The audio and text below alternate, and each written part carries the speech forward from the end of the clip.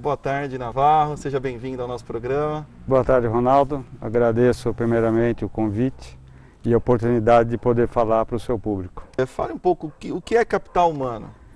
Capital humano, ele é tudo aquilo que nós estamos vendo ao nosso redor, tudo que as empresas produzem e tudo que as empresas geram para as empresas é o capital humano. O capital humano, ele é encontrado desde a família, numa empresa que ela entrega serviços, no varejo, um médico, uma empresa que trabalha com academia, o bem-estar das pessoas, uma indústria, uma fábrica de aviões. Todas elas têm como objetivo final o capital humano. É o que a gente chama de gestão de capitais centralizado no capital humano. Ou seja, todos os capitais eles se integram tendo como objetivo central o capital humano. Interessante, o capital humano até pouco tempo, ele é o que a gente diz, né, que o valor da empresa ele está migrando do capital tangível, ou seja, o que é o capital tangível? O capital tangível é o capital financeiro, o capital estrutural, é o capital intelectual, é o capital logístico. Este é muito fácil de ser mensurado. O capital humano, até algum tempo atrás, a gente não conseguia mensurar, não havia como você tangibilizar. Hoje existem recursos estatísticos e ferramentas computacionais que você mensura esse capital humano comportamentalmente, você descreve as habilidades desse capital humano.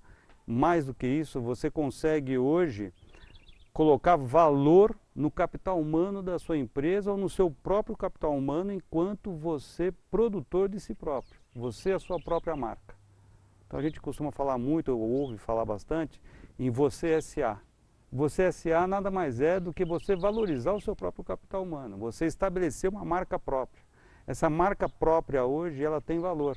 Ela é muito mais importante do que qualquer estrutura física ou qualquer estrutura monetária que uma organização possa ter. Um exemplo disso, se você pegar as principais empresas do mundo, ou se nós pegarmos as 5 primeiras empresas que foram constatadas como as marcas mais valoradas, todas elas não têm estrutura física. Elas são estruturas de software, né? São produções criativas que saem do cérebro do capital humano, ou seja, sai do cérebro do ser humano. Esse é o capital humano.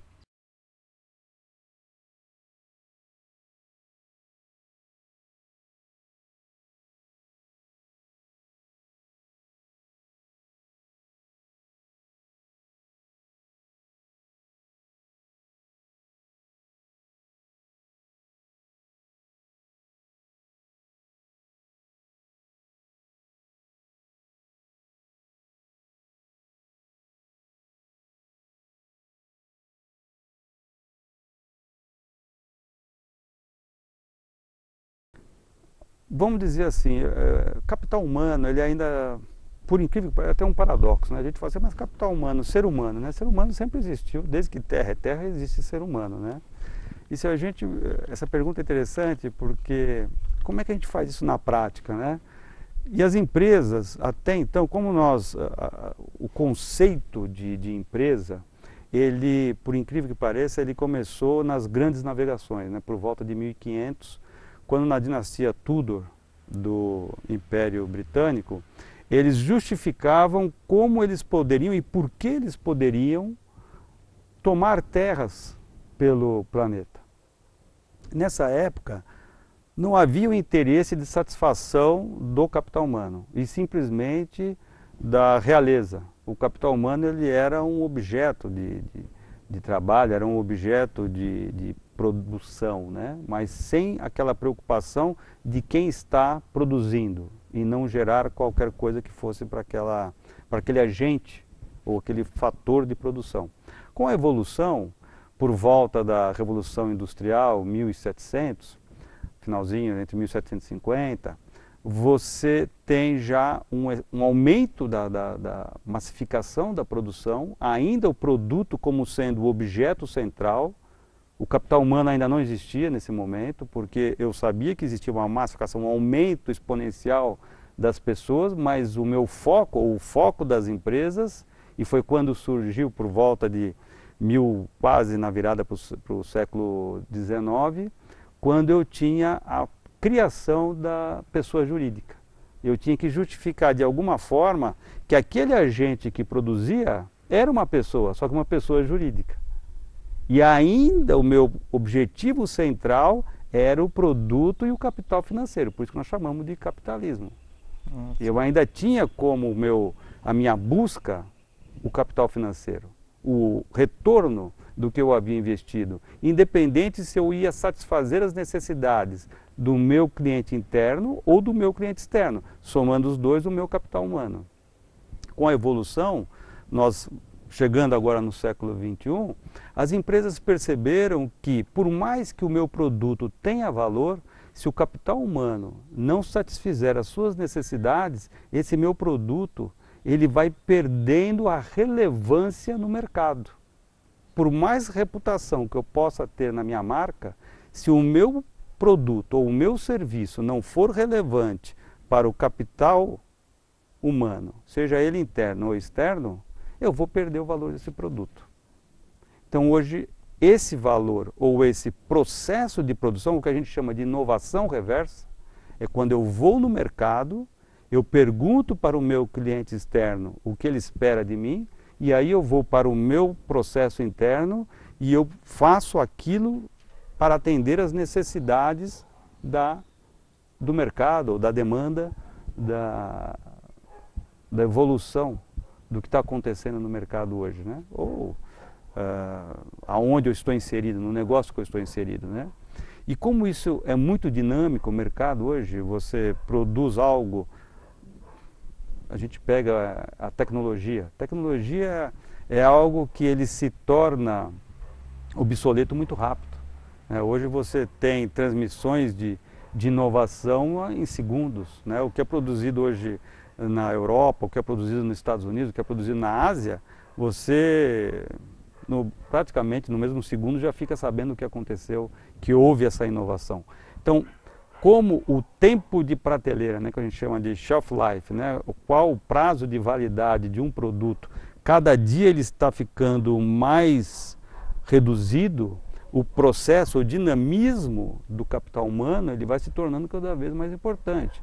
Hoje você pega as redes sociais, você coloca qualquer tipo de opinião, se você curte ou não curte uma marca, você pode levantar ou abaixar o valor daquela marca.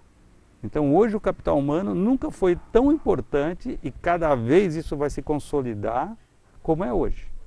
Então nos próximos anos aí, a revolução do capital humano ela vai ser essencial para a sobrevivência e até para a saúde das pessoas. O capital humano ele é o tema central, ele é a busca principal das universidades, dos centros de pesquisas, dos governos como um todo. Se nós formos observar o que tem acontecido hoje na África do Norte, tem acontecido nos Estados Unidos, no México, até que no Brasil, na Ásia, tudo isso são porque pessoas começaram a ser inseridas num espaço, numa esfera da sociedade, na composição da sociedade, que até então nós não vimos, nós não estávamos acostumados. Se nós pegarmos hoje a China tem uma classe média de 300 milhões de pessoas. Se você pega o Brasil hoje, nós temos 90 milhões de pessoas na classe média. Então, não há como um país ou uma empresa crescer sem pensar no capital humano. Então, todos esses escritores, o pensamento principal é como tornar as pessoas mais felizes. Ou se nós não quisermos usar a palavra feliz porque ela é muito relativa, mas eu pergunto, como tornar alguém produtivo? Como tornar uma pessoa que ela levanta às 5 horas da manhã e tem uma jornada de trabalho, termina às 6 horas da tarde, aí ela vai pegar um metrô, vai pegar um ônibus, e a qualidade de vida dessa pessoa? Quando ela chega em casa e ainda ela vai ter que cuidar dos seus filhos, vai ter que cuidar do seu marido, da sua esposa, dos seus amigos, do seu relacionamento social, o seu relacionamento consigo mesmo, a sua saúde física, a sua saúde mental. Se nós fizermos um cálculo bem rápido aqui, qualquer um de nós trabalhamos no mínimo 12 horas por dia. Metade da sua vida você fica no ambiente corporativo. Então, se eu não tiver pessoas pensando em como melhorar a qualidade de vida das pessoas no ambiente, ou seja, na ambiência do trabalho, nós estamos indo para um lado muito perigoso. Então nós temos que reverter o processo, não produzir simplesmente pela riqueza. A riqueza tem que ser o meio, não o fim. O fim tem que ser o capital humano, o fim tem que ser o ser humano. A riqueza é simplesmente um meio para que nós possamos nos sentir bem. Até às vezes eu costumo dizer o seguinte, que a saúde ela é algo assim relativo, tanto a saúde como a doença. Então nós temos que ser o quê? Nós temos que ser o que nós somos. Não importa se eu tenho saúde, porque a saúde ela é o oposto da doença. Se não houver doença, não há saúde. Se não há saúde, não há doença. Se não houver nenhum desses dois, o que há? Há o ser humano enquanto ser. Independente se ele tem saúde ou não. Se ele é o que ele sempre vai estar bem. Seja na empresa, seja em casa, seja onde ele estiver, por maior que seja a pressão do seu dia a dia. Esse eu acho que é o desafio do século XXI. Geralmente nós trabalhamos por dinheiro. Aí você fala, mas Navarro, não existe como o mundo sem dinheiro. Desde que o dinheiro seja o meio. Uma coisa que nós estamos, e é um outro paradoxo, é que é apenas dentro das empresas. Esses dias eu estava assistindo uma entrevista de um CEO, um antigo CEO do Citibank, do Chase Manhattan Bank, e ele dizia o seguinte, que as empresas, só as empresas serão capazes de transformar o mundo. Os governos não são capazes de transformar. Por quê? O governo ele não produz riqueza. Isso é um paradoxo, porque quando ele diz riqueza, não é a riqueza enquanto materialidade, e sim a riqueza enquanto abundância. A partir do momento que eu não gero riqueza por competição, eu deixo de eliminar o meu concorrente para eu poder ganhar mais, e eu tenho um conceito, eu tenho uma ideia de abundância, toda essa riqueza ela vai ser o fim e não apenas o meio. Então isso acaba virando um ciclo e acaba virando um corpo só. Riqueza, abundância e corpo humano, ou capital humano, ou ser humano. Quando tudo isso, por isso que a gente fala, o holomêntron que você diz é exatamente isso. Quando eu consigo trabalhar todas as esferas do ser, o físico, o mental, o psicológico, o espiritual, eu deixo de ser fragmentado. Então, o maior desafio de uma pessoa é o desafio das empresas e dos países como um todo, ou seja, a desfragmentação. Quando eu desfragmento todos os capitais, quando eu desfragmento todas essas nuances ou todas essas esferas da minha vida ou da existência da humanidade como um todo, deixa de haver essa departamentalização. Eu deixo de ser, quando eu estou em casa eu estou feliz, quando eu estou em férias eu estou feliz, quando eu estou passeando eu estou feliz, e quando eu estou no emprego eu estou aqui porque eu preciso ganhar dinheiro. Se eu desfragmento, isso deixa de ter sentido, deixa de ter significado. O coach, ele é aquele que ele tem algumas habilidades técnicas pré-estabelecidas. O coach em inglês quer dizer o treinador. O holomentoring, ele não tem essa hierarquia do treinador e do treinando. O holomentoring é um aprendizado circular. Quem estiver interessado no holomentoring, estiver interessado em algum curso de curta duração, pode nos procurar no NPG, na Alameda Paulista, ou então entra no site npg.edu.br, na unidade Araraquara, e tem lá a Oficina Persona, o link da Oficina Persona. Blog lcfnavarro.blogspot.com. Tem os artigos, tem várias coisas lá, tem alguns vídeos, algumas entrevistas, é muito legal lá também. Muito obrigado pela participação de vocês. Muito obrigado, Navarro. Parabéns pelo trabalho maravilhoso que você realiza. Viu?